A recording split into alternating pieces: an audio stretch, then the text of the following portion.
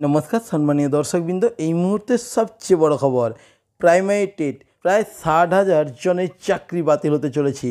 কি জানাচ্ছে হাইকোর্ট? আরও বিস্তারিত জানার জন্য অবশ্যই আপনারা ভিডিওটি শেষ পর্যন্ত দেখবেন। প্রাইমারি টেট নিয়োগ দুর্নীতি মামলা নিয়ে রীতিমতো হুলস্থুলুথ পড়ে গিয়েছে এক সময়। হাইকোর্টের রায়দানের জন্য অপেক্ষায় রয়েছে এখন গোটা পশ্চিমবঙ্গ। ওপর অত্যন্ত নির্ভর করছে প্রায় 60,000 জন শিক্ষকের ভবিষ্যৎ। চলছে চাকরি নিয়ে টানাটানি। স্বাভাবিকভাবেই এখন সাধারণ মানুষের কপালে পড়েছে চিন্তার ভাঁজ। প্রশ্ন যাচ্ছে, এত বিপুল সংখ্যক শিক্ষকের চাকরি কিভাবে বাতিল হতে পারে?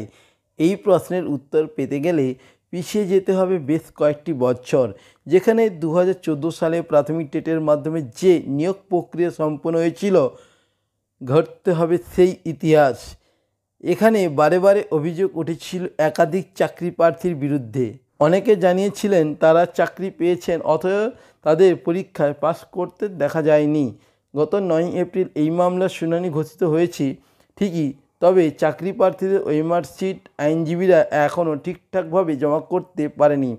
তদন্ত করতে গিয়ে কেন্দ্রীয় তদন্তকারী সংস্থা আদালতে কোনো রকম তথ্য জমা করতে পারেনি। এছাড়াও আপনাদেরকে জানিয়ে রাখছি, এই প্রসঙ্গে হাইকোর্টের বিচারপতি রাজাশেখর মান্তা স্পষ্টভাবে বলে দিয়েছেন, যদি নির্দিষ্ট সময়ের মধ্যে এই সমস্ত তথ্য আদালতে পেশ না করতে পারেন আইনজীবীরা, তাহলে রাতারাতি চাকরি বাতিল করে দেওয়া হবে। 59,500 জনের চাকরি বাতিল হতে পারে। যদি হার্ড কপি হারিয়ে গিয়ে থাকে, সেক্ষেত্রে ডিজিটাল কপি অবশ্যই কোথাও না কোথাও সংরক্ষিত নিশ্চয়ই থাকবে। ওএমআর শিটের সম্পূর্ণ হবে এবং আদালতের কাছে কিন্তু জমা করতে হবে। প্রসঙ্গত, ওএমআর শিটের যে কপি জমা দিতে বলেছিলেন বিচারপতি রাজাশেখর মান্তা, সেটি 2019 সালে হারিয়ে গিয়েছে, এমনটাই দাবি করেছিলেন প্রাথমিক শিক্ষা পরিষদ। সেই সময় চাকরি প্রার্থীদের নিয়োগ পাওয়ার জন্য একটি প্রতিলিপি তৈরি করে নানা রকম কাজ সম্পন্ন করতে হয়েছিল।